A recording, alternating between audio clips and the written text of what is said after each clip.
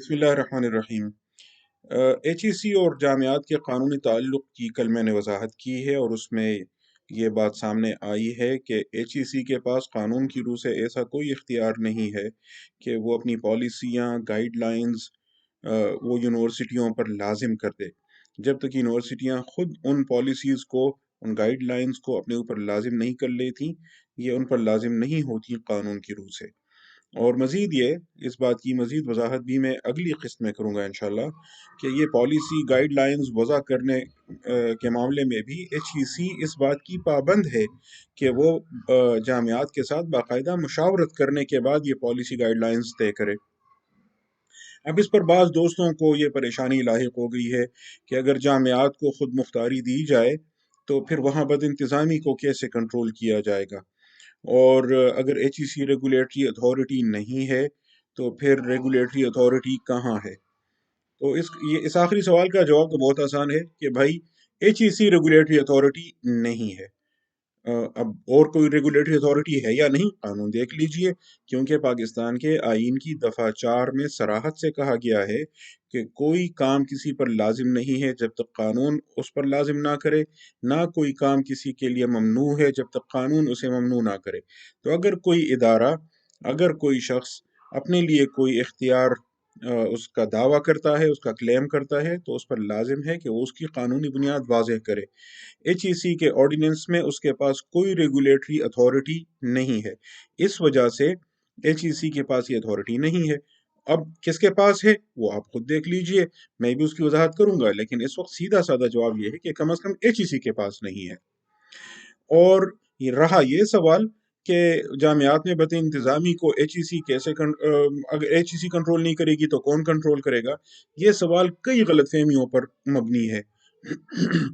پہلی بات یہ ہے کہ سوال یہ نہیں ہے کہ جامعات میں بد انتظامی کو کنٹرول کرنے کا اختیار کس کے پاس ہونا چاہیے، بلکہ یہ ہے کہ کیا ایچ ای سی کو قانون نے یہ اختیار دیا ہے یا نہیں کہ وہ جامعات میں بد انتظامی کو کنٹرول کرنے کا بھاری بوجھ اپنے ناتواں کندھوں پر اٹھائے۔ جیسے میں نے کل وضاحت کی ہے، قانون نے ایچ ای سی کو ریگولیٹر کی حیثیت نہیں دی ہے، نہ ہی اسے جامعات کو سزا سنانے یا ان کے خلاف انضباطی کارروائی کرنے کے لیے کوئی اختیار دیا ہے۔ اس لیے اگر کسی کی خواہش ہے کہ جامعات میں مبینہ بد انتظامی کو کنٹرول کرنے کا کام ایچ ای سی کرے تو یہ محض اس کی خواہش ہی ہے، اور جب تک قانون میں باقاعدہ ترمیم کر کے جامعات کی خود مختار حیثیت ختم نہ کی جائے اور ایچ ای سی کو ان کے اوپر ہیڈ ماسٹر کی حیثیت نہ دی جائے، تب تک یہ محض خواہش ہی رہے گی، قانون کی نظر میں اس کی کوئی حیثیت نہیں ہے۔ دوسری بات یہ ہے کہ اس سوال میں اس بات کو بھی نظر انداز کیا گیا ہے کہ جامعات کی بد انتظامی کو تو چلیں آپ ایچ ای سی کے ذریعے کنٹرول کر لیں گے اگر آپ یہ سمجھتے ہیں، لیکن پھر ایچ ای سی کی بد انتظامی کو کس کے ذریعے کنٹرول کریں گے؟ پھر ایچ ای سی کے اوپر ایک اور ریگولیٹر بنائیں گے اور پھر اس ریگولیٹر کے اوپر ایک اور ریگولیٹر، یا آپ نے یہ فرض کیا ہوا ہے کہ بد انتظامی صرف جامعات میں ہی ہوتی ہے اور ایچ ای سی تو پاک پوتر ہے؟ اور اگر آپ نے واقعی یہی فرض کیا ہوا ہے تو یا تو آپ بہت ہی سادہ ہیں یا بہت ہی چالاک۔ حقیقت یہ ہے کہ خود ایچ ای سی کے تفصیلی ایکیڈیمک اور فائنینشل آڈٹ کی ضرورت ہے۔ یہ اس وقت کی اہم ضرورت ہے۔ ایچ ای سی کے ایکیڈیمک اور فائنینشل آڈٹ کا ہونا لازم ہے، اور جلد یا بدیر حکومت اور عدالت نے اس کی طرف متوجہ ہونا ہی ہے۔ تیسری بات یہ ہے کہ جامعات میں اگر بد انتظامی ہو تو قانون میں اس بد انتظامی سے نمٹنے کے طریقے پہلے ہی سے موجود ہیں، ان طریقوں پر عمل کر کے اس بد انتظامی سے اچھی طرح نمٹا جا سکتا ہے۔ اگر کسی کو ان طریقوں کی افادیت پر اعتراض ہے یا وہ کوئی نیا طریقہ اختیار کرنا چاہتا ہے تو اس کا حل یہ ہے کہ جامعات کے قانون میں یا دیگر متعلقہ قوانین میں باقاعدہ ترامیم کریں،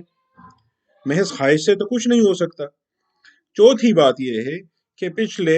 1.5 عشرے میں جامعات میں بڑھتی ہوئی بد انتظامی کی بنیادی وجہ